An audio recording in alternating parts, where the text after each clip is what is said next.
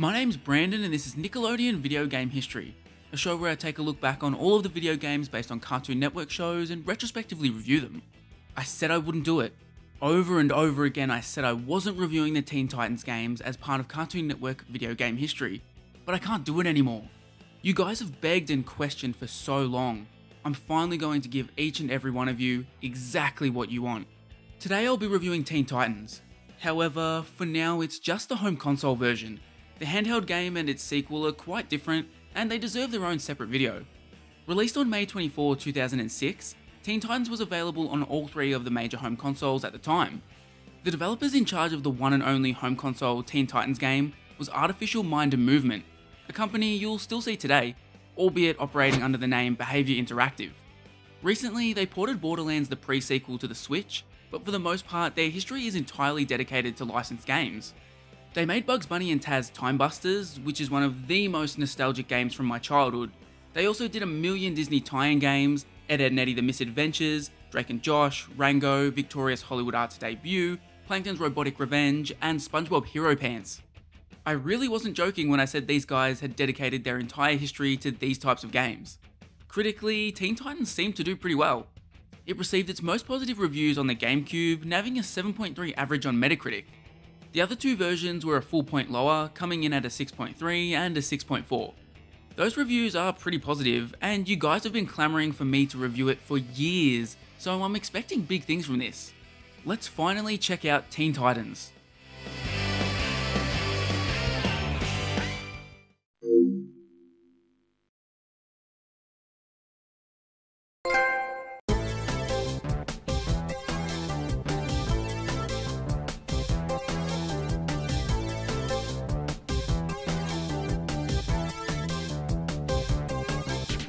Is this really what you guys were begging me to review?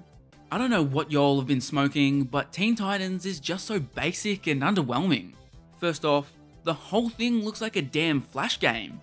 At the very least, I would have expected the one and only Teen Titans home console game to have 3D graphics, but instead we're treated to 2D sprites.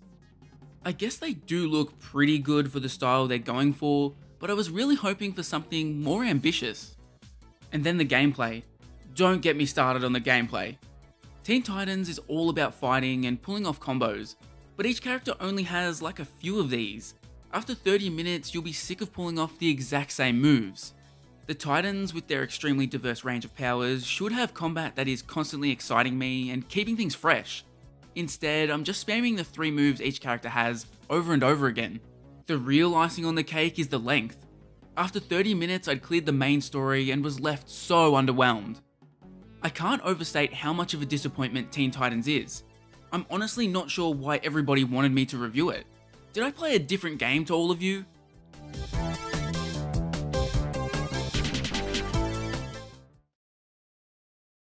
By now, you've probably figured out that I'm messing with you all as an April Fool's prank. I didn't actually mess up and review the wrong game. The footage you've seen on screen is from Teen Titans Battle Blitz, which is one of the more popular and memorable Cartoon Network Flash games from yesteryear. And so you guys don't hate my guts too much for this elaborate joke, I'm actually going to review Battle Blitz. You might not be getting the actual Teen Titans, but I know a lot of you have asked for Flash game reviews before. So Battle Blitz is basically just Teen Titans Tekken, or Street Fighter, or whatever 2D fighting game strikes your fancy. Personally, I'm campaigning for this game to show up in the next Evo. The premise of this game is that the Titans need to square off against 5 villains. However, the twist is that the 5 villains you're fighting are also playable. Basically, it's up to you to pick a fighter and then proceed through 5 fights, depending on which side of the coin you picked. Anybody who has ever picked up any of the popular 2D fighters before will be familiar with the format. Controls are kept very simple, as is the case for most Flash games. The entire game is played via the Z and X keys as well as the arrows. You'll be jumping and kicking and punching, but to make any sort of progress, you'll need to memorize the combos. Each character gets 3 or 4 of these, with the Titans having a slight advantage due to having more. Every Titan character has a special combo where they can call in a fellow Titan to do a superpowered attack. The villains don't have access to one of these. Because these call-in moves are so powerful, they're limited to being used once per fight. The idea is to store that combo in your memory and only bust it out when your back is truly against the wall.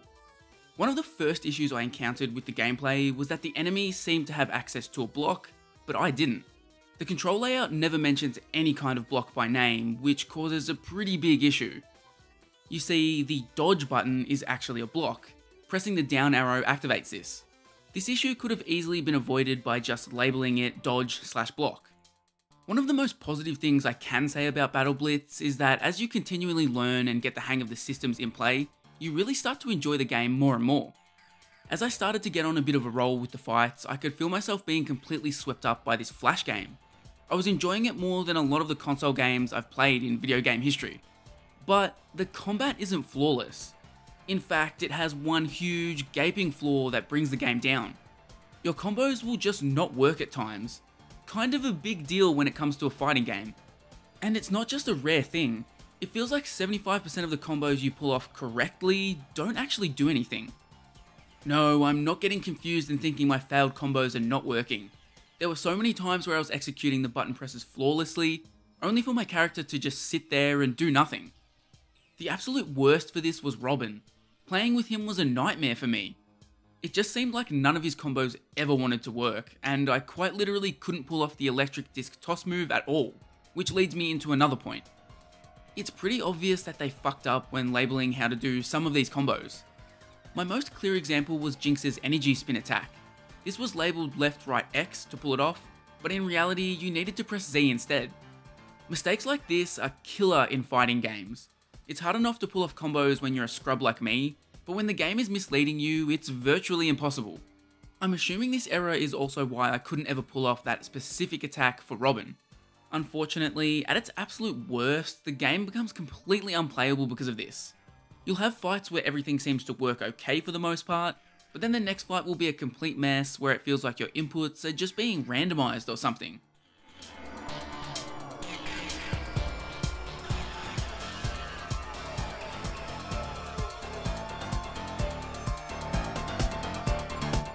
I like the idea of playing as both the heroes and villains, and having a decent sized roster for a Flash game is nice.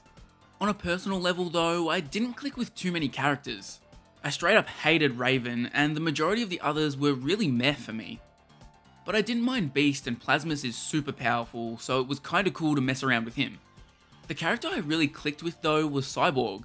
He's the character I managed to beat the game with, and I felt comfortable with him basically right away.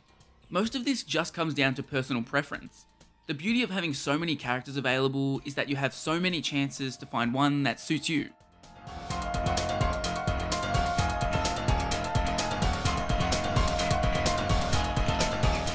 One thing you should really be aware of before playing Battle Blitz is that it can be super hard. I played it on medium difficulty and it could be brutal. It seriously got to the point a few times where the game stopped being enjoyable because of it, and I had to find cheesy ways to proceed. I eventually discovered how OP Cyborg's Cyber Stomp move is, and I was able to spam that literally all the way to the end. Seems like a bit of a flaw. I know I touched on this briefly in my joke review, but Battle Blitz actually looks really nice for a Flash game. The sprites are pretty detailed, the levels look nice, and there's plenty of eye-catching animations for the moves. Visual presentation is certainly one aspect of this game that I can't criticize.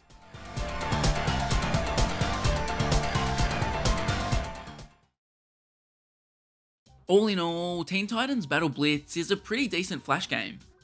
If the combos actually worked reliably, I'd be way more enthusiastic in my praise for it.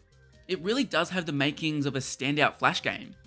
But with that issue and the difficulty being a little much for me, I can't say I completely love it. The highest praise I can give it is that it's created an itch within me that can only be scratched by a 2D fighting game. I know it's an awful idea because I suck at these games, but I walked away wanting to play something like Street Fighter V.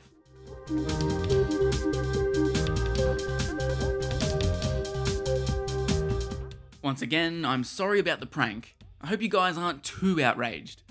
The Teen Titans comments on my channel are practically a meme at this point, so I couldn't resist doing something like this for April Fool's Day. But to try and make up for this, I offer all of you a challenge. If this channel reaches 10,000 subscribers at some point in 2021, I promise I will review Teen Titans on the GBA, Teen Titans on home consoles, and the sequel to the GBA game, The Brotherhood's Revenge. I know I'm a long way from 10,000 at this point, but crazier things have happened before. If you want to see that video become a reality, make sure you hit the subscribe button.